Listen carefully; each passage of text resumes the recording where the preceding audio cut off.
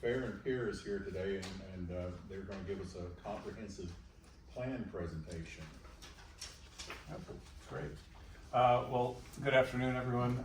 My name is Aaron Goose with Fair and Peers, and I'm serving as the project manager for the comprehensive plan update. And so the CAC is very much a part of this process, and so we thought this would be a great time as we're starting to kick off this plan, kind of walk through what will the process look like, what sort of information will we be using and presenting in this process, and how can we engage and really solicit your feedback and your insight on transportation and transit throughout the county.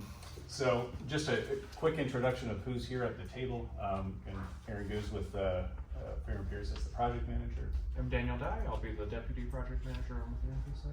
I'm Josh Steiner, and I'll be working on the transit service standards portion. And then we have kind of a broad team back in our office, but also some other team members. Bill Grimes will be leading our outreach efforts, and Matthew Kitchen with Eco Northwest is really detailed on the financial modeling and understanding kind of what are some of those projections looking like.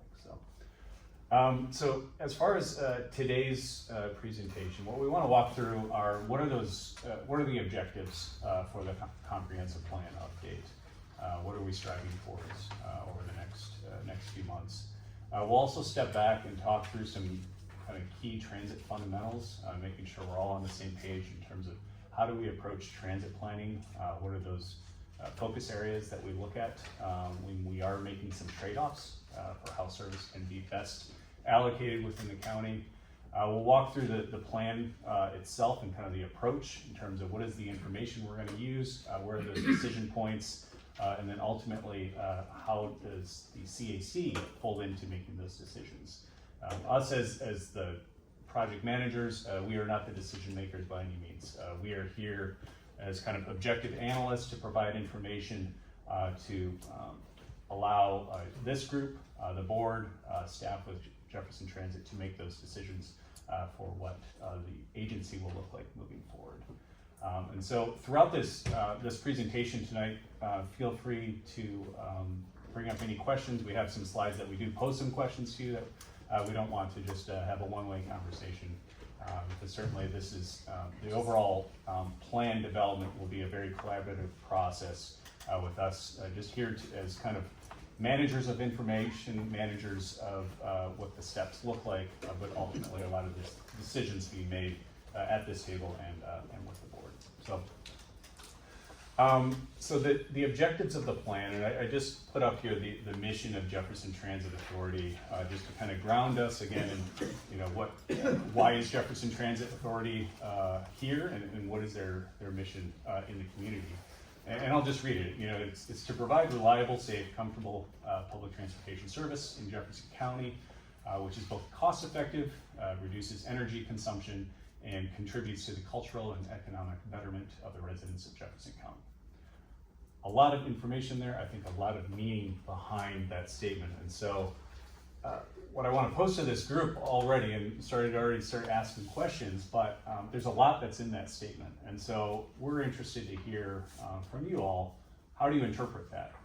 And so we've listed a few things here. What do you define as reliable when we're talking about transit? What is safe? What are elements of safety? How do you define being comfortable as you're riding transit or just moving throughout the region? And then a number of other questions related to, how do you define what is cost-effective, energy reduction, and the cultural economic benefit of the county? So I'll pause there and just kind of gather, any initial insights or thoughts for how you interpret some of these key concepts with Jefferson Transit. Well, and I hope this process is not about kind of redrafting the mission statement. We're sticking with it. No, this is just initial thoughts of here's the mission statement of Jefferson Transit. How do you interpret what that? Well, right off the bat, it certainly says a lot more than just about driving buses. I mean, there's a lot of education in here, marketing, promotion, advertising, whatever you want to call it, which is what I think is driving us, is the idea of we want more people to take the bus. And if they do, all these other things that we talk about in terms of, the infrastructure and economic betterment, cultural betterment, is, I think, more evident, so. Yeah, it's more than just bus routes, I guess, so. I'd like to see some sort of a public outreach where we can educate the public about the transit and what the services are, how to use the transit. Most people they just are totally ignorant when it comes to transit. A bus is a foreign thing to them. I see it when an occasional person who's never used the bus gets on and they're just like they're in another world. And they get a schedule, they can't figure it out. They just look at it as though it's written in Greek or something, and it's just, so it'd be good if we had some sort of a public outreach that is actually effective, not just a little ad in the paper occasionally or something, but we need to find a way to start reaching people, the general public, those in Jefferson County.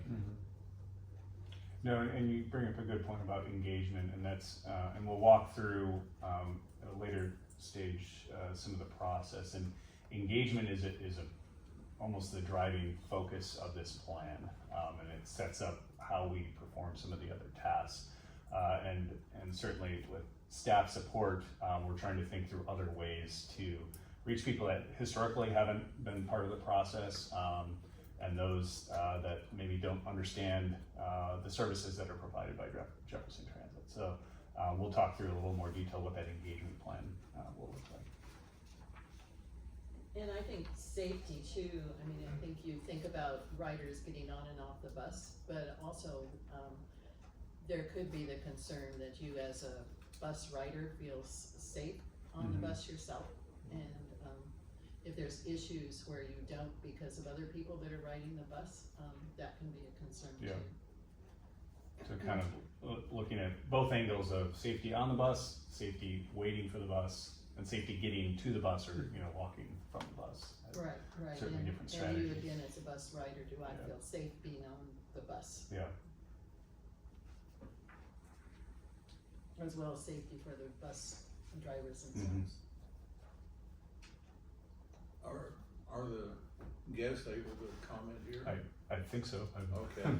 not sure of the rules of order, but we welcome Well, any I insight. think that's up to the chair. Whoa, is it? Well, It is. have at it. Well, yes. I mean, what is reliable means the buses are on time. And what is safe is the drivers are trained. And they're safe drivers. And what is comfortable is that you know where you're going and where you're going to get off and cost effective. Transit is not cost effective because it has too few riders. And that's what I have to say. Debbie Yankee, Port Townsend, I would address the next one, energy reduction. Always ranting on about how we need to increase ridership because right now our carbon footprint on our buses is no different than it would be if every person who's riding the bus were driving a moderately efficient single occupancy vehicle. My husband has made that calculation on a number of occasions, and we need more people on our buses to improve our carbon footprint. And we need to figure out how to get them on the buses. However that works, what Daryl was saying, what everybody else is saying, we need to use our transit to improve our carbon footprint. So that's the one I'm here for. Thank you. And how to get people on the bus is to have travel trainers, people who know how to ride the bus and will take people on and teach them how to ride the bus. Bus buddies, Bus buddies. We have a champion bus buddy right there. Yes. I have some comments too. Yeah. So for me, I kind of look at this as, how comparing it to a vehicle. You know what I mean? So what is reliable? I mean, it's kind of hard to compare that to a car unless you have an old junker, which I happen to have. So, could I completely replace my car with the bus? And the answer right now for me is no. There's no Sunday service, which is a problem. And then just some of the times that the bus stops in the evening prevent me from being able to fully replace my car with the bus. What is safe? You know, driving is actually quite dangerous, so the bus is probably quite a bit safer than that. But I think that the issue of safety, I think you raised a really good point. I think a lot of people don't necessarily want to take the bus because they think it's full of criminals and, you know, dangerous people, which is really unfortunate. You couldn't really be further from the truth in my experience. What's comfortable, you know, the bus, I think it's comfortable. I think it's probably fine. Cost effective for me currently right now, I think it's probably a little bit costly. I probably only save about $10 a month riding the bus. And if I were to take my whole family on the bus, it would actually be more expensive to take the bus than it would be for me to drive. So in that respect, I don't really think it is all that cost effective. And I think that's something people probably want to see when they think about replacing their vehicle is how much money am I going to save every month doing that, you know? Yep. No, and kind of to the ridership and cost effective. So these are all kind of themes that we're trying to think about as we work through the plan of what are we aiming for? What is the objective of the plan? And likely ridership will be a driving theme. How to improve ridership and ultimately make it therefore more cost effective, both for the agency, but for potential riders. If I may, on what Brandon said, what Mr. Maxwell said, we had a member of the Transit Authority Board when I first started coming about 10 years ago, who made the comment that transit was we had to keep it and maintain it because it was for the poorest of the poor. And that attitude is a big part of the problem. You don't hear that in Europe, you don't hear that in other places that use transit, but for some reason we've got this notion that it's your last possible choice instead of your first choice. And I'd love to see that attitude go away. Yeah. And I don't know what to do about that, Yeah. but it's totally wrong-headed. So I just wanted to weigh into what others were saying.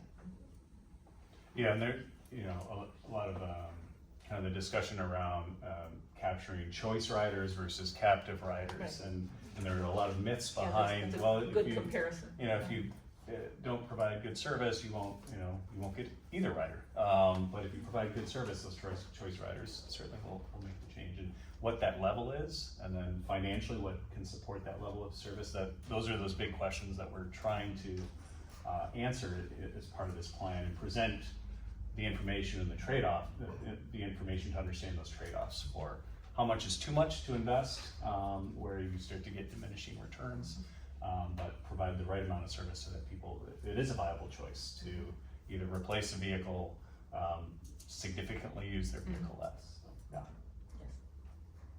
Yes. Yeah, a question for you. Obviously, the questions, the challenges around the board are true for all transits. And in your package, you referenced a couple other transit agencies that, so we're dealing with the same issues that they were dealing with. Can you share just quickly, I mean, we're gonna look at the same decisions. Where's the money gonna come from and what the service level is gonna be? And, where are we gonna set those levels of comfort, safety, and reliability? Yeah. I mean, that's, every transit system asks that same question. Is that correct? That's correct. It's different flavors of the question, but it is big picture. It's what is the right level of investment that you'll see the right amount of ridership. So is that, I guess that would be the one thing that's not really a variable. What are we dealing with in terms of a budget if we put this wish list together, how far below those targets are we gonna fall based on reality? I mean, what is out there? In terms of taxing authority, I think the last one, we've tapped that out, We're right? tapped out, yeah. You know what, Jefferson County has supported transit, and I did it again yesterday, with I-976. Yes, yeah. But the long and the short of it is, we have capacity issues in sales tax as well as in the facility. We're 30,000 people and a tourism-based economy. It's going to be incredibly, sound transit, community transit and inner city both went to the legislature and said, give me more taxing authority. That would be great for us. We could do that, and I have no doubt it would pass again, but we're still taxing on the same small population plus the tourism based economy. I don't think that that's the direction we should go for, I don't think we should go for additional sales tax. It's. But are there it's- other options out there for additional revenue? Because It's- cost there's- reduction, particularly if we're talking about free transit, there's 4% It's to there. ask, yeah, to ask the legislature to find That's another. the option. Yeah, funding stream, which kind of dried off yesterday. I'm so sorry. Thank you, I appreciate I that. thought of you last night. I know, I do too. Sarah's gonna be so upset. Jefferson County did it the right way though. I know we, They always do. They always support transit. So, Well, that's, okay. Well, and I see where you're going, I do, Tim, but if we keep going back to the voters saying, give us an additional 3, give us an additional 3, it's still not gonna be enough 5 years, 10 years down the road. And then are we gonna go back and ask for more every single time? We don't have big bucks here. We don't have, we don't have the tax base that community transit has or inner city transit has. We don't have that tax base, and going back to that trough just seems, they'll do it, but it's still going to just be that. Well, I guess the question is if our industry is tourism, and we know that lodging tax dollars have gone up quite a bit, both city and county. And I don't know what the Attorney General thinks about, the state auditor thinks about using lodging tax dollars for transportation. I've seen that recently come up as a possibility that maybe they could start funneling in that direction, which I'd be completely and totally open to. Yeah. Because I can see it, the version passes, on all this service, but we also wanna say, we know we can increase ridership if we take away the user fee. Well, if we take away the user fee, there's no possibility of increasing revenue for these other operations. So it's gotta come from some other. It's gotta come from a larger, I just don't think it's sales tax. Okay, Yeah, okay. and we are tapped out there unless we go to the legislature and ask for additional authority. Thank you. No, and you bring up a great point that every agency, when they go through a similar long-range planning process, they all have different targets or reasons that they're trying to land on a growth option. Sometimes it may be kind of the regional planning organization sets targets for the local transit agencies to hit in terms of service hour growth. And so they find they have to grow that much, they'll have to figure out financing, how to get there. And then it's really a question of, well, how do you allocate the resources as you're growing? That was the case at King County Metro very recently. The Puget Sound Regional Council said, you must grow by X% to achieve these growth targets that we have in the region. And so the long range plan was meant to say, well, how should we allocate that growth in service?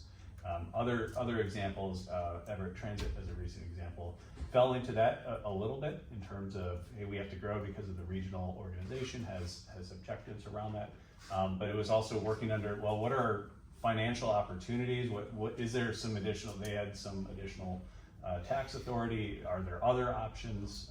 And so what is a reasonable growth in revenue that we could expect? And then how should we grow that? So they all approach it a little differently. And we added a few of these bullets here about with Jefferson County. There is the comprehensive plan that was recently put out that is trying to plan for 25% population growth and 60% employment growth. And so this part of this plan and the impetus of this plan for transit is how to appropriately accommodate that growth. And what that service level is, I think that's something that we'll try to land on ultimately to grow ridership and also accommodate some of this growth.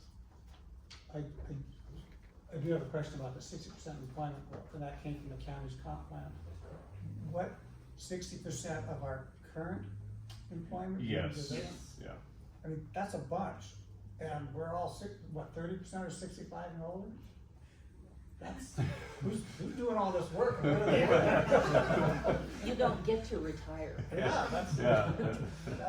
that kind of jumped out at me. Yeah.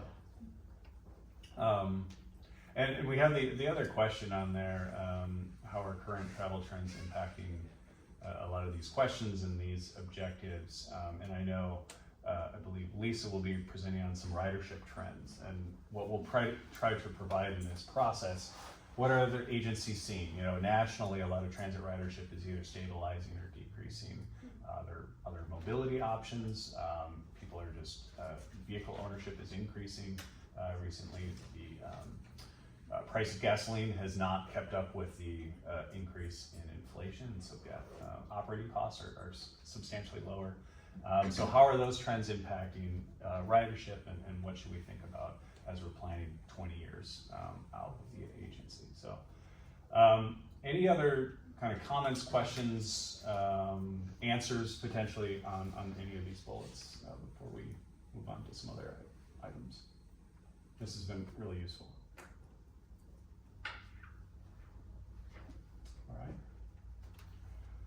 So that just kind of set up, kind of big picture what we're thinking about as we're approaching this plan development. So we want to step back and just, we've talked about these concepts, ridership, how does the frequency and reliability of transit service affect ridership? So we want to just walk through some kind of transit 101 fundamentals to make sure we're all on the same page and give you an understanding of what are those things that we think about as we plan for transit. A quick snapshot of the agency, Jefferson Transit. There's a mix of kind of local routes, really focused around Port Townsend, but then some of those kind of regional connections going south into connecting to Kitsap Transit, connecting to Mason Transit, and then there is the route on the west end of the county over in Forks and connecting to those other agencies, Grays Harbor and Clallam Transit. So some big questions we'll be thinking about for a 20-year vision with Jefferson Transit. How different should this map look? What is the role of some of these regional connections? Are there other regional connections that should be there that aren't there today? And then drilling into the local service around Port Townsend and some other cities. What does that local service look like, and how should resources be allocated between these different types of services? And so with that, I want to point out that the South County is not connecting. It's an area that relies on transportation.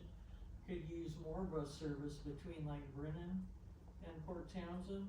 It's come up a lot in community discussions about how we have one bus in the morning and one at night. So unless you're willing to spend the whole day, the bus is not a viable option. And just in general, I don't like to see it characterized as it's a connecting route to the south. This is a definite community that relies on the bus. There's a lot of talk recently about they're trying to take out a bus stop. It caused a big uproar in the community over that issue. Yeah, and that outreach, getting an understanding of what do people value with these different connections, so that as we move forward and think through what that service should look like, recognizing community support for different connections, that's a big part of this plan development. I have a quick Yeah. question too. And we don't have to spend a ton of time on this, but I'm curious as to how the inter-county connections work. Is that fully funded by Jefferson County, Jefferson Transit, or do they support us in some way? Because I noticed they don't come to us, we go to them. We are the hub that keeps the peninsula moving, that's what we say. And actually, we receive grant funding to connect with all of these, outlying agencies. Actually, Mason did come into Jefferson County for a while. They went as far as Brennan. Now they only go as far as the Triton Cove. I knew it was a tribe something, but they only go as far as that. But that's part of our federal grant funding, that we do maintain regional connections. Okay, cool. Does Thurston County connect to Grays Harbor and Mason Transit? They do. So you can literally do it on a big boost. The other question I have, the federal grant money to go into both Clallam and Kitsap County, does that cover the entire cost? Well, we do receive sales tax revenue to cover the entire cost, but basically on our operating expenses, federal and state grant funding keeps us 31% funded. So the rest is funded through sales tax. So I'll turn it over to Josh, and Josh actually was just recently with King County Metro for a number of years, kind of focused on service standards and how they think about facility planning. So I'll let him kind of walk through again some of the transit planning fundamentals that we think about. Yeah, thanks, Aaron. So yeah, there's a couple different ways of looking at transit. Two main functions. One is mobility. So where can you travel within a given time? So if you look at that example on the map, that little person in the middle is named Jane. It's from a software called Remix, and she kind of shows the amount of time it takes for her to get somewhere on transit. And then the other is access. So how many things, destinations, key community assets are you able to access using that service? So there's kind of two different things to consider when looking at when you're considering the network, the transit network. So a couple terms that we've been discussing so far. One is frequency, the other one is coverage. Both of these are important when you understand the kind of trade-off for building out a transit network. So a frequency is basically the number of buses that arrive at a bus stop per hour. That's also called a headway, so you'll see 10-minute headways, 15-minute headways, and there's also a reliability component to that you can always count on that bus coming every 15 minutes or so. The other is coverage. So, I guess part of the frequency is you may not have as many options for the routes you'll take, but that route will always get to your destination reliably. Coverage is how close the route and stops are to your destination. So when you're considering on a broad scale, the coverage might be something similar to what is currently Jefferson Transit has, where the routes are connecting to large regional areas, centers. Like the Olympic Connection is kind of an example. But on a smaller scale, looking at the spacing between bus stops. So the amount of coverage means how many stops are there within those corridors. So basically, can someone get from their origin to their destination somehow? Maybe not as frequently, but that mobility option is still there. So this is sort of what I was just describing. On the left is the frequency or ridership goal, and the other is the coverage goal. So you'll see, and ridership and frequency goals are sometimes intertwined. The goal really of ridership is to collect as many riders as possible within the certain transit routes.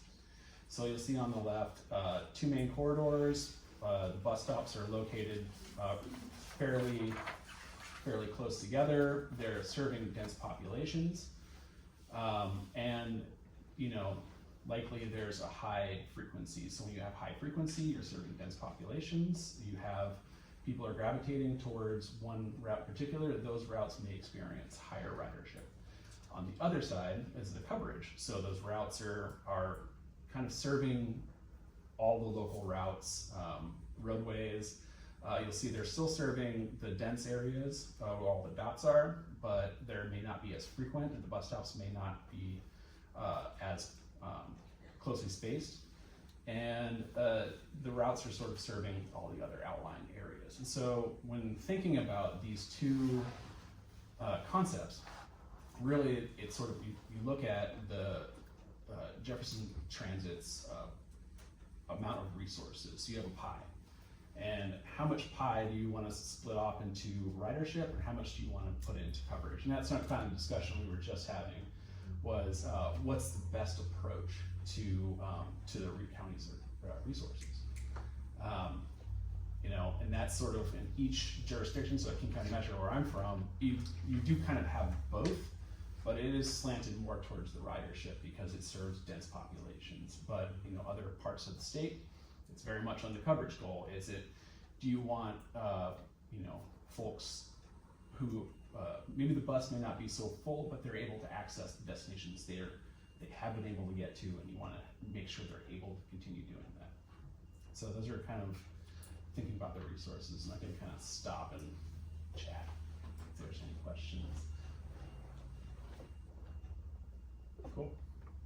Are the coverage goals, would that also include, say, for instance, the ability for people to be able to go to Fort Worden and go to Peninsula College or go to some of the, you know, things that go on in Fort Worden, or I'm thinking about the ability to get to, you know, some of the concerts that are downtown that people may not get to because they end, you know, after the bus service ends, and those kinds of things, are those included in the coverage goal too, or should they be, or? I think it's sort of what's the expected demand for a corridor like that.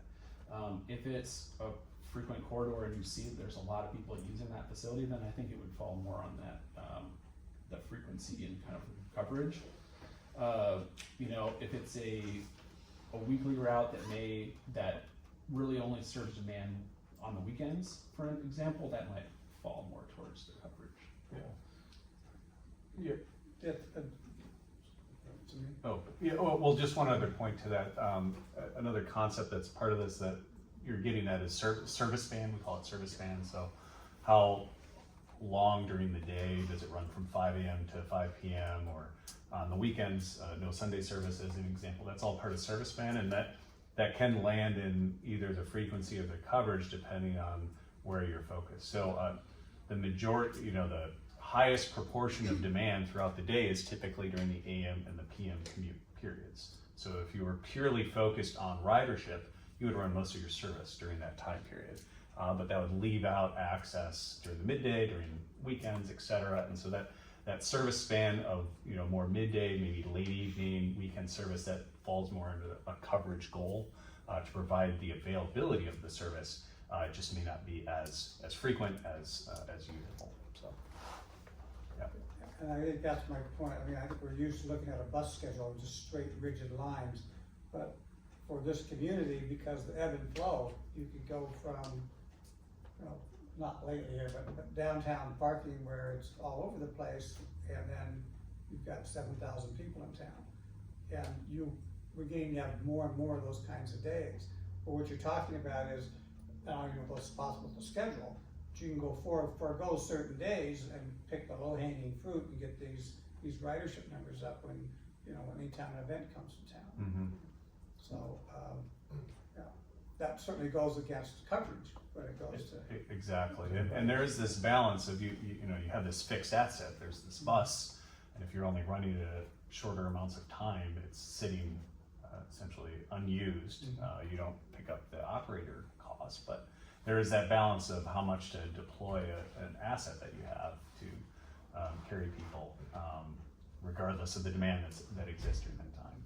And another point too is it really depends on the service type too. So would you want to have a fixed route making that option, or is it more of like an on-demand service, or is it like you know, point-to-point type of shuttle that runs when you know there's demand? Like there's kind of a suite of different types of services. Well, if we can do it on demand, I don't know if that's possible, but that would be ideal, I would think. Or I guess, you know. Did you hear the yeah. cash register just go ching ching? No, I mean, I don't know if we get into issues of, you know, right of first refusal for a private operator before you could do that. And again, we do have the charter service rules, so we'd have to look at it. The rules, she knows the rules better than I do, but I think that you have to offer, which is why we ended up with the thing with the charter service, so. Something we talked about a bit too, I've said this times in my career, that transit isn't always the answer. So when you're thinking as a group too, we talked about these folks think of Lyft and Uber, and I was down in Tacoma on the weekend, and they just can't believe that we don't have Lyft and Uber here. So a young gal that she's 16 and she has no interest in driving because someone comes to pick her up from an app on her phone. So I don't know if we'll get to that kind of a conversation, but we've tried to think of if we had a demand service, but the cost of our labor is huge to have a demand service, an on-demand service. But maybe we just are thinking, you know, not outside the box enough to think that maybe Yeah. there's other options. You know, we've discussed general service dial-a-ride, we've discussed other options. The span of the county makes it incredibly difficult. Can you go and collect several people? Can you manifest it in such a way that it would be economically feasible? And these are tough questions, and we do have a finite amount of money. So, I mean, what we do with the fixed route service now is what we feel that satisfies the best. We get the commuters, we get we get everybody where they need to be during our core service. And Well, and that's, and I don't know if this, to circumvent the private operators, you know, we know when all these festivals show up. We know the traffic counts that are gonna happen. Because we have fixed route scheduled those days, to go to coverage and frequency and all those things, if they're part of the schedule, we know they're coming, why can't that be part of the schedule? That's a long story about charter service that I've been down many times, but, and we won't talk about that here now. But if you wanna know about charter service, But I'm saying, is that thing dead on arrival because of charter service? Seriously. because we cannot compete with private companies. So, for those of you. I understand, but there's not a private, in this particular area, there really isn't a private company. It doesn't matter that they aren't here. When you look on the, so when you look on the charter service website, it lists 35 companies that are charters. They don't have to be in our county, but you have to go out and let people know that you are looking for this kind of service, and those people have to have the opportunity to bid on that. And if you don't understand charter, I'll tell you, the short and simple is that federal law mandates charter service, that we can't compete with a private company. It makes perfect sense because we get federal funding. So if the private company is paying federal taxes, it's like they're paying for us to do their service. So that's where that comes from. because we wouldn't every time, we're cheaper.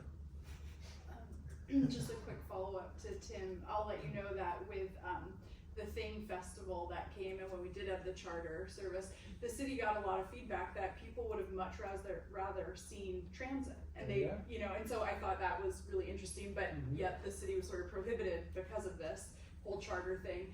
Another thing that I often think about with the festivals is, you know, it'd be a great way to capture people, and so that people don't have to drive into the county for the festivals. If we on the weekends could expand service to have people, you have people coming in on Friday and leaving on Sunday, but we have no Sunday service, you know, so it's like even if people are trying to use the transit, they can't get home on transit. And so I've often thought, like, is there some way that we could have Sunday service just on the festival days that we know, but staff has done a wonderful job showing me how complicated that is and how expensive that is. So I would encourage the CAC to keep the conversation open, but I will say that I've asked those questions and the numbers are surprisingly staggering to me. Well, yeah, that's kind of a sore spot with me because it was, the last campaign was just to maintain some service. Yes. And I totally get it that if you don't have dial rides, you know, if you have fixed route, you have to have dial ride, and that, you know, it's a bigger cost, but. One thing I did try to work with on the concert promoters too is, Ariel's triggered that with me about not coming all the way here, because when they came with charter service too, people parked at the park and ride, but where is she? It still brought the same number of cars here, Deborah. So I said, have you thought of doing next year where the charter picks them up on the other side of the water and they all come over on the Bainbridge Ferry on the bus? Or Passion Away Ferry Service, Port Townsend, oh my gosh, what a concept, you know. As Clipper Navigation goes by twice a day for the last 25 years, I think there's an option that we might look at too, so. So look, we came full circle. Transit always isn't the option. And part of this plan and what we've seen with a lot of other agencies, you know, is you're trying to figure out, well, what is the right balance of ridership versus coverage? And sometimes what's useful is actually establishing as part of the vision and the service standards is to say, we as an agency will ensure that 80% of the population is within either walking distance or a park and ride distance of our service, you know, some number. and we would arrive at that number through some analysis to see the trade-offs. But at least that gives the agency and it gives the public an understanding of, well, how were these decisions even made for why you have service where it is? And that's part of service standards, to really open up the transparency behind that, and recognize, again, the trade-offs of kind of a ridership focus versus a coverage focus. So that will be integral as part of this plan as we move forward, is looking at that. I'd like to comment on the balance between these two in our county, because we have a very rural county and a little urban area. And it makes it very difficult. Sure, the people in Port Townsend would love to see more frequent service, but then so would the people in the county. Yeah. And how do you balance that equitably?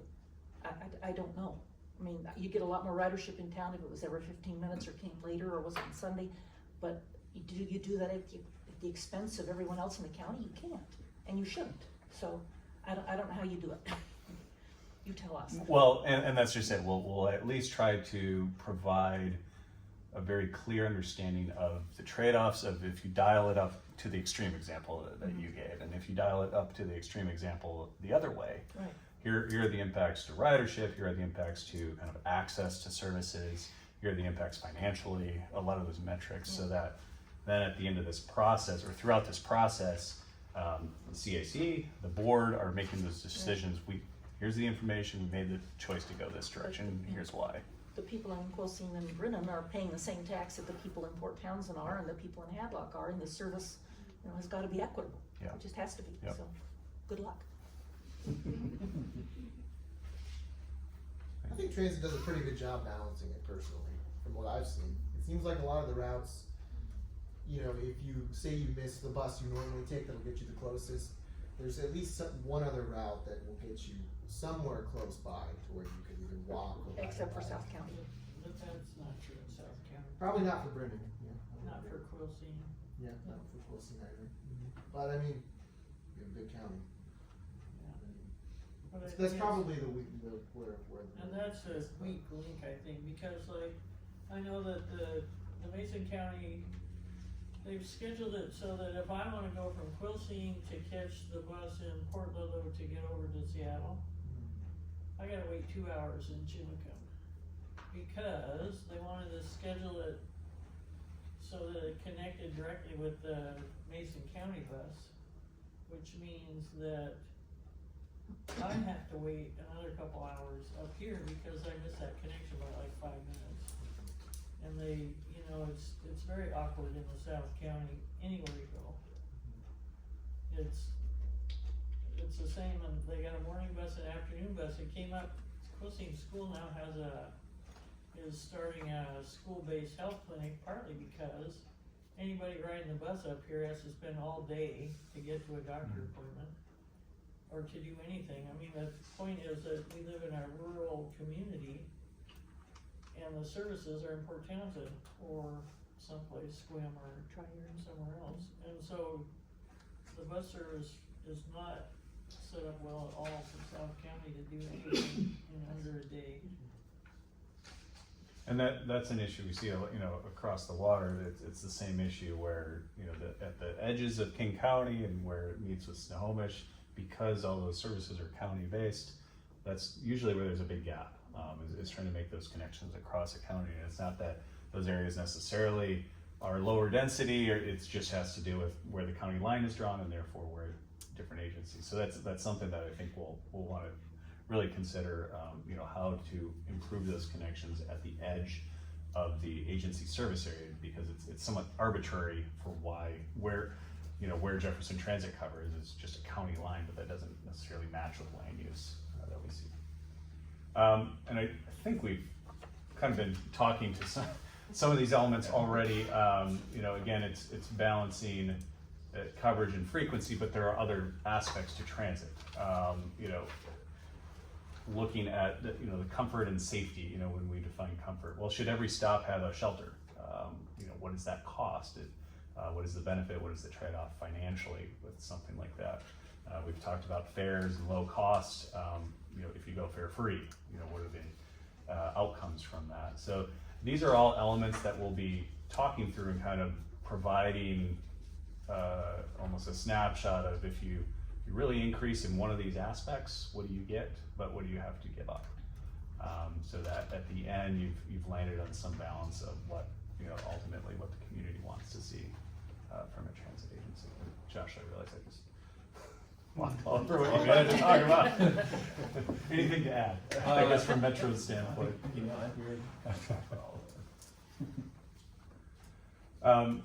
So then kind of moving into this plan itself, and we've talked about this a little bit over the course of tonight, of how we're trying to approach really posing these questions to the community, to this group, and to the board. But we want to walk through a little more in detail what that will look like. So Daniel will kind of walk us through the process for developing this plan.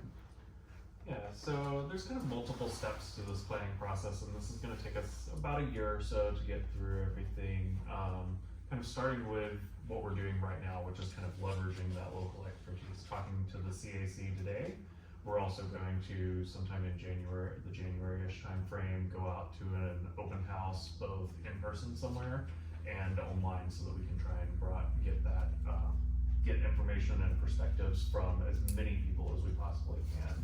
We've got a pretty detailed outreach strategy that's going to include those in-person events, online events, kind of potentially mailings to people's houses, and different ways that the JTA can reach out to people to try and make sure that we reach as many people as possible.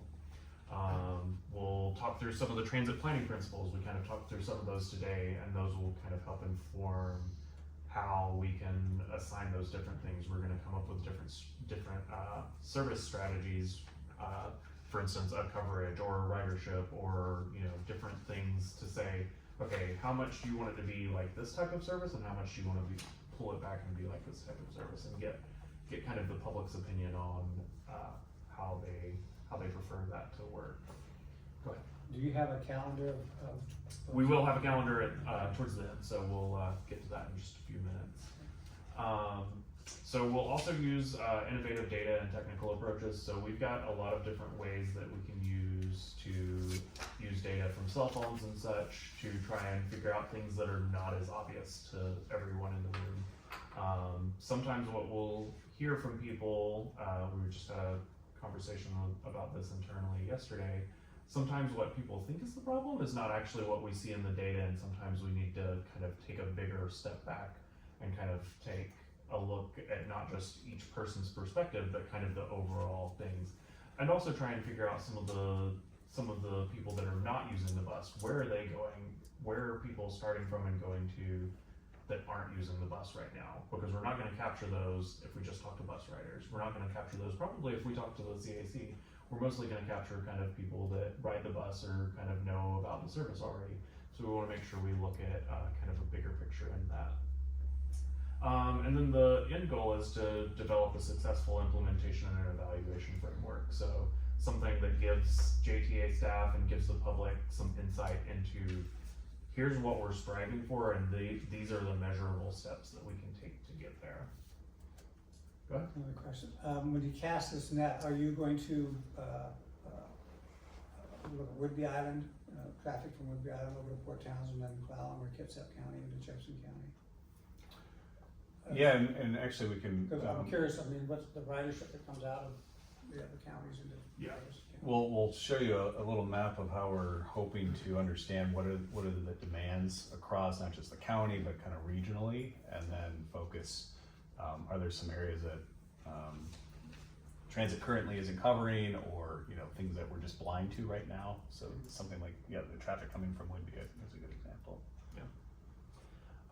So kind of the steps in our plan development, kind of here's the technical details of what we're going to be doing, starting with kind of data sources and baseline conditions. So we've sent out in a big request that I'm sure Lisa is sweating about right now, of all the things that we'd like to have from her if she has it, of all the data that she might have, and then data that we can get from other places, from census and things like that, from cell phone data and such. We're also going to look into emerging trends research, and this is something that we've looked at for many transit agencies, of let's not just consider what exists now, but what possible services might exist in the future. And that's going to be different for King County than it is for Jefferson County. In King County, Uber and Lyft are totally a big thing. That's something we wouldn't have predicted maybe 10 or 15 years ago. And it's something we wouldn't predict right now for Jefferson Transit, for Jefferson County, but maybe in the future there is something like that. So those are things that we'll keep in mind when we're developing the plan. Go ahead. I got a question, when you say cell phone data, what do you mean? We'll get into that in just a minute. I've got a slide that will help me describe that, so let me put a pin in that one for a bit. So then we'll use that to kind of develop strategies to achieve the transportation and climate goals. Again, getting back into that measurable kind of ways to move forward, and then help with the funding and implementation. Our financial sub-consultant will come on to kind of help see, okay, this is how you're projecting out your revenues. Do we think that's realistic? Do we think there's gonna be any changes?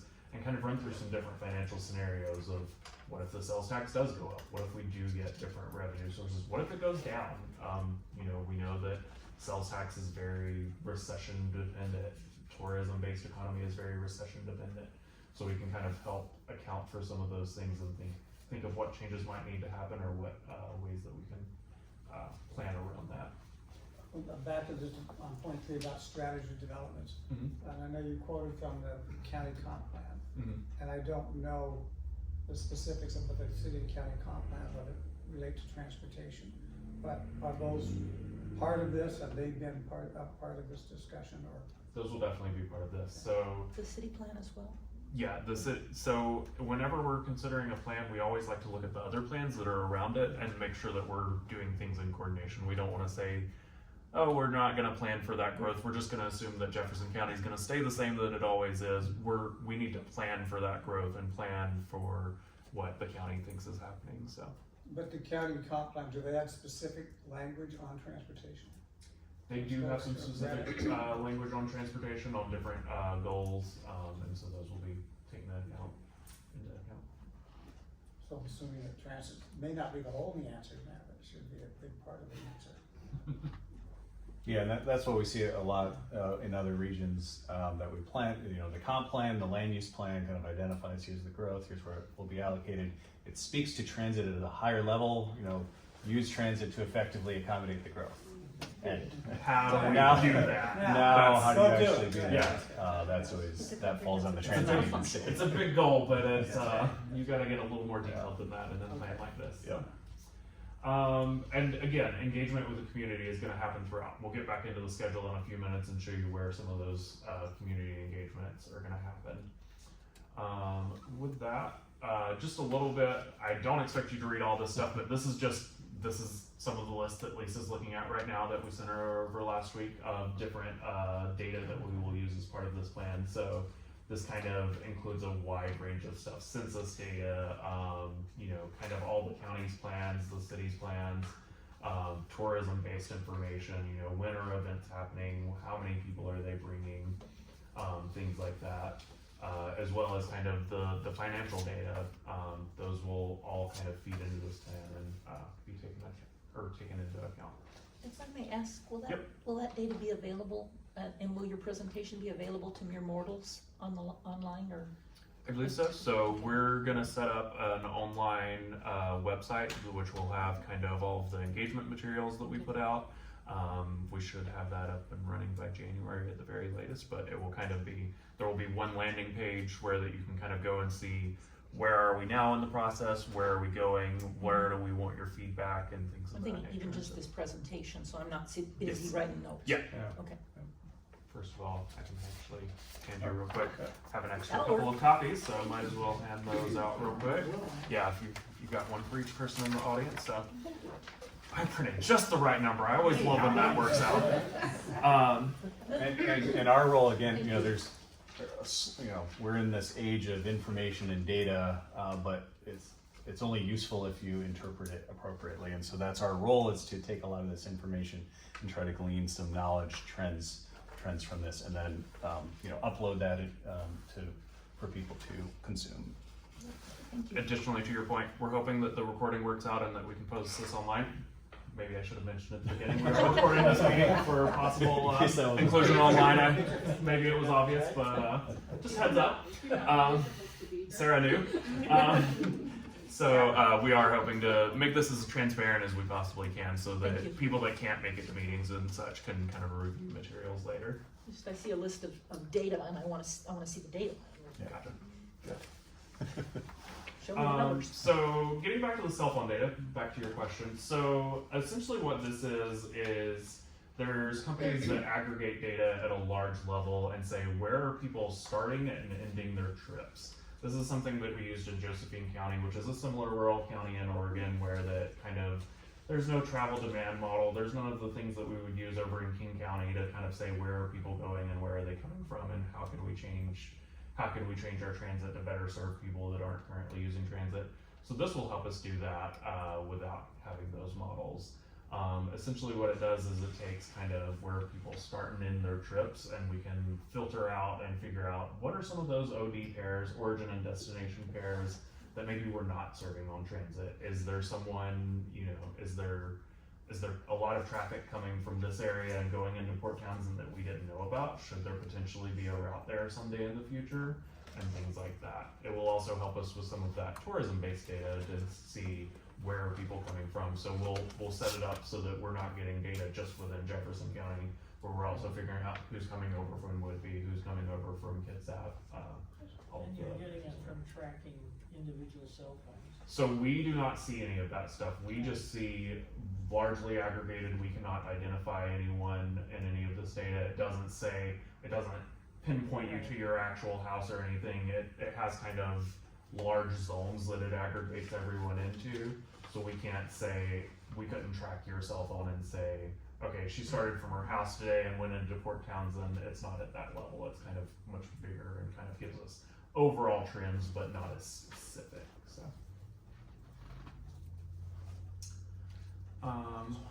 with that, I'm gonna let Aaron talk a little bit about kind of emerging trends.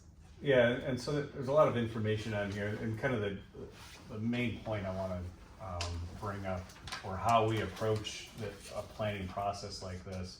And Lisa mentioned, transit isn't always the solution for every trip that needs to be made, and so part of this process to identify, well, where does it make sense that people aren't making that choice, and so what can change to improve that choice, but where does it not make sense, and acknowledging that, and where does it maybe make sense depending on certain factors, and sometimes there's that in-between level of demand based on time of day, based on the season, where some service would be warranted, but wouldn't be warranted at other times, and so trying to strike that balance for what is a fixed route service, what is maybe more on demand, what are some other options out there, and so we have this chart, this fancy chart, Josephine Community Transit, of trying to understand those different service types and how they serve different types of demand. So we would use a similar process over here to, again, get that baseline understanding of what is the travel demand, how does it vary by time of day and by season, and then what are the right transportation solutions to serve that demand. We talked about a few other kind of technology options. So there are other agency partnerships. Obviously, this is a connecting agency to a number of other transit agencies. So how can those partnerships be better leveraged potentially? And electrification of the fleet. So we talk about currently based on ridership, the greenhouse gas emissions, the climate impact of those riders it may not necessarily be beneficial. But looking at electrification of the fleet, what are some of the cost trade-offs? But what are some of the environmental benefits of that? That's another element that we would take a look at. That's been certainly a growing step for many other agencies, as some agencies are taking pilot programs, trying to deploy some of the electric vehicles. Others are stepping back and making sure that it's right for them. So this process won't necessarily go into a detailed planning analysis of providing electric buses, but it'll kind of understand what are the trade-offs of trying to electrify the fleet. I had a question about your process here. So, like in Seattle, they put in lots of buses, you get more ridership. If the price of gas goes up, you get more ridership. Mm-hmm. There's things that happen as a result of the bus, and there's things that you can say, oh, this is what's happening right now, and this is what makes sense for these particular people that are already using the bus? How do you address that issues of what you do actually influencing the ridership? Yeah, so there are travel models that are built off of surveys for why people make different choices, and there are kind of fundamental travel behavior elements, such as how do people value travel time, how do they value reliability, what price do they put onto having to wait for a bus versus sitting in a car. And so there are years and years of surveys of people traveling, and you can actually quantify then if, like, as an example, if there's a particular route that runs every 30 minutes and you now run it every 15 minutes, there are equations that can then say, well, how many new riders would there be because that service is more useful for them. So we would be using a lot of that research and information to produce a ridership estimate based on different service.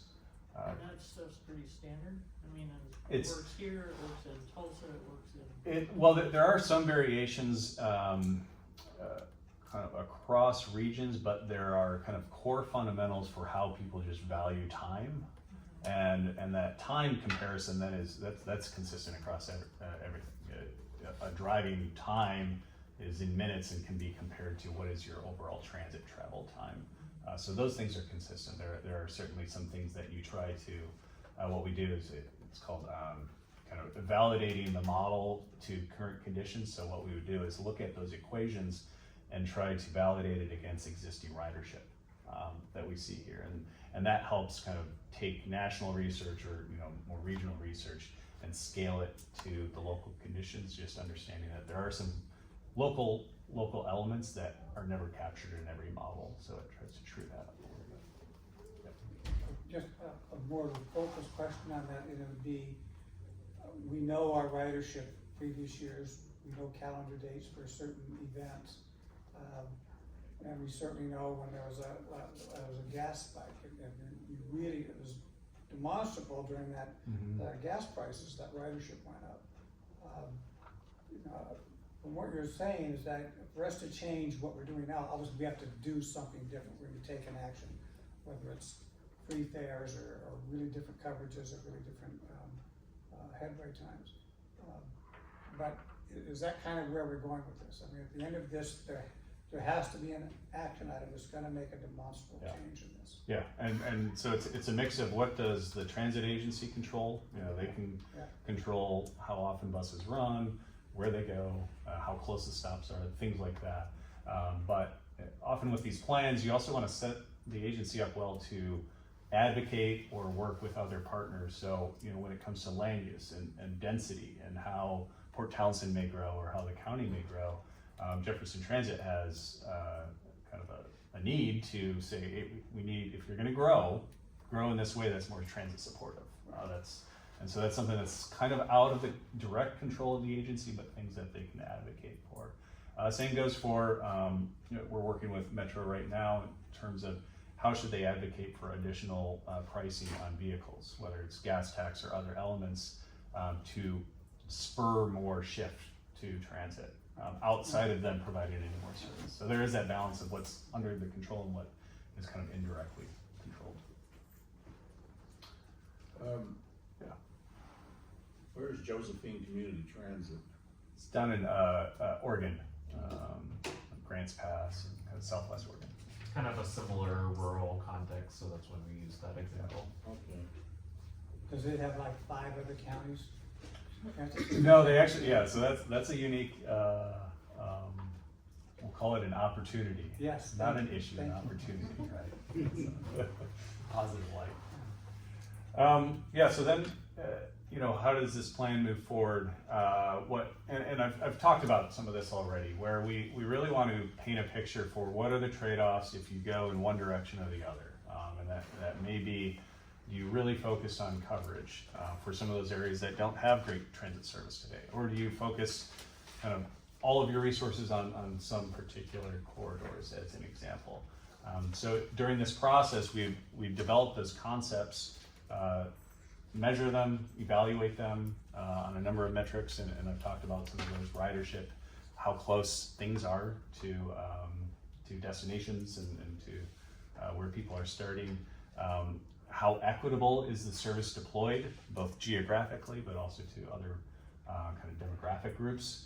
And then what are those travel time trade-offs for maybe key origins and destinations? And so providing a snapshot, and this is an example we did with Everett Transit, of having 3 different concepts for how service could be deployed, and then allowing the community, CAC, the board, to evaluate that information and kind of decide a path forward. It may not be one of those concepts specifically, it may be a blend, but at least understanding at the extreme end for some of these concepts what those trade-offs really look like. So to get to what is, how do we achieve all this? Where does this fit in with kind of a 12-month process approximately? So we kind of officially got kicked off, I'd say late October, early November. So all of this may be slightly shifted. We may be able to condense some of the February, March timeframe. But at the beginning is really what we're doing right now, which is one part of the outreach process, but also building that collective understanding for how does transit operate today? How do people travel today? What are we planning for?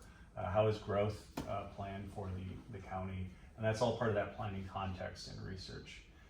We have the meeting tonight, but we're also looking at the next CAC meeting, kind of having a lot of the information. We had that laundry list of data. We would synthesize a lot of that information, kind of present some key trends that we found, present it to this group to interpret, and provide some context around some of the findings that we determined from that data. We'd also, Daniel mentioned, have more of a public outreach in January timeframe, both physical open houses, being able to have people attend, but also an online presence for those that can't attend. And certainly the size of the county, not everyone can get to a meeting at a particular time. We'd also want to engage the board, likely in February, kind of getting them up to speed on what this process looks like, some of our initial findings. And then over the course of the next 4 or 5 months, it is taking that information so we understand how people are traveling, maybe where there are gaps, and developing some of those different concepts that I talked about, and really focusing those concepts on different interpretations of the visions and the objectives for what Jefferson Transit should be. That rolls into May, kind of early summer timeframe, where we would then present here are the findings from that evaluation. You as a CAC, as the public, as the board, interpret those findings, determine what's good, what's bad, maybe some things that are missing, and then what we would do is start to kind of coalesce around a preferred action, a preferred direction to move forward as an agency. And we would start to develop the plan that lays that out, what that looks like financially, what are some funding options to achieve that plan, what are the near-term and long-term implementation steps as it relates to maybe capital purchases or other partnerships. And so that takes us into kind of late summer, early fall, that we then come back, here's what we heard, here's what we decided on, here are the paths forward, interpret that, and let's refine it as we kind of move into a formal adoption process with the board. So roughly a 12-month time frame. We have left some buffer into the fall, October, November potentially, recognizing, especially with engagement, we don't want to rush it. And so if we've reached, maybe in January or in May, we've got to a point where it feels like we haven't heard from enough people, we haven't heard enough voices, and we may want to extend that to make sure that we have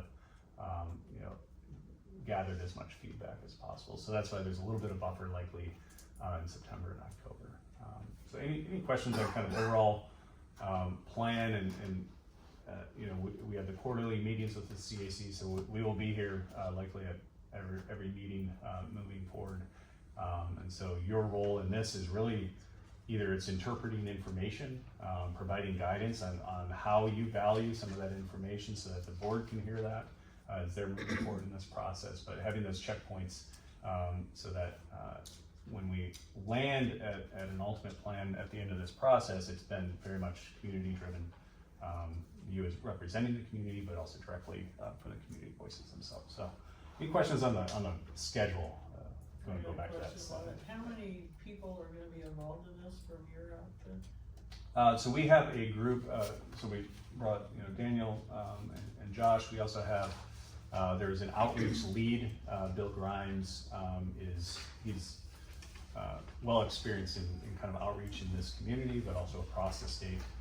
We have Matthew Kitchen, who is the financial lead, and then we have a couple of kind of more detailed modelers at our firm that will be tasked with kind of generating the results of a lot of this analysis, and then we're here to kind of synthesize and present that. And so you three will keep coming back? It may be some collection, 2 of us, 1 of us, 3 of us, and maybe some different people. Yeah. In terms of public outreach, between now and maybe, the next time we meet, to be able to craft some sort of, elevator speech that we as CAC members can say, what are you doing on CAC? Well, we're talking about this comp plan, do people glaze over, or is there something we can Yeah. say? It's important that you pay attention. Yeah. And every time I open my mouth, people's eyes glaze. Yeah, that's actually a first step in the in our outreach process. We like to develop fact sheets, really just easy 1-page summaries of what is the plan, so that you as a CAC, the board, staff, engaging with anyone, it's either talking points that you have or an actual sheet you can hand out that really summarizes what is the plan, what are we trying to do, and it's a lot of the themes that we've talked about tonight, just simplified down from an hour and a half to 30 seconds. Fact sheets are good. All right. And so we can expect to see you every time? Probably, yeah, I think so. I just got back from paternity leave. There's no more paternity leave. So that was the only thing I was gonna raise. Oh, just real quickly, I was gonna say, I feel like this is so exciting from my perspective, because so much of what comes to us, either at the Transit Authority Board, or the city level, or the regional transportation planning organization level, or WashDOT with the roundabouts that are, coming, so much is predetermined, and I feel like it's so refreshing to have a project that we can get in early and actually have some meaningful input. And so I would just encourage all of us to share the information early, and so whatever you can distribute, I know that that's going to be well received, I think, by our community, because what we don't want is more projects that are predetermined and then are being presented to us as if we have some meaningful choice, but we really don't, and so I think that this is what makes this unique to me, is that we can actually give the input to create the final We're not product. a box to be checked, we actually have input, yes. Yeah. So great question, Tim, and I'm excited for the elevator speech too, for what it's Yeah. worth. I'm on the Yeah. board. I'd like to use it as well. Yeah. I like the fact sheets because then everybody says the same thing. Yes. Yes. Consistencies. Yeah. I think maybe they said. Well, it's recorded, so. Yeah. I just have one quick comment, I know on what data and information will inform the plan, I'm Yeah. back to the data again. Yeah. Jefferson County Comprehensive Plan, well, the Fort Townsend Comprehensive Plan has a whole transportation section too that speaks a lot to transit. And I wanna make sure that you have We'll make access sure that to we- that. Yep. I can send it to Yeah, you. we tried to condense things down to fit it on a slide, but we're, Yeah. as Lisa can tell you, there's a much longer list. Yes, thank you. We're data nerds. How much are you guys looking at using technology to increase accessibility? Like a cell phone app or something like that, you know what I mean? Is that on the radar somewhere? Yeah, I think it is, because, and this is a good example of the trade-off of investment. So, right now, can you go on your phone and see when the bus is arriving? And if not, what are the steps and, financial resources needed to get there? And is that more worthwhile, the dollar invested, than do you want shelters at every stop, or, some other trade-off? And so that, the technology question, that's something that we'll pose for, what do you value most? in service. Good. And there's a lot of research back behind that, you know, that example of how do people value knowing when the bus will arrive, but balancing that against other investments and how much people value those. But it's a good point though. And when it's raining, people value things differently. It never rains here. Okay, we're running out of time. Yep. Yep. So are we, any more questions? Thank you very much. Yeah, I want to appreciate, you know, we like open discussions, because again, us as consultants, we are just here as kind of technical analysts trying to leverage local expertise and local input. So I want to maintain that relationship and be sure that it is open communication, because we can only you know, provide as good of a product as you know, all the information that's up here with all of you and certainly the board and Output is only as staff. good as input. Yes. Thank you. Thank you very much. Yeah.